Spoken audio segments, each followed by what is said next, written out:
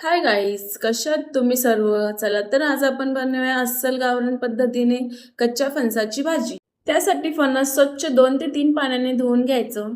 फणस मी बाहेरूनच कापून आणले. कुकरमध्ये कापलेलं फणस, अर्धा ग्लास पाणी आणि हळद, मीठ, कोथिंबीर घालून 1 शिटी होऊ देऊ. तोपर्यंत वाटणाची तयारी करू.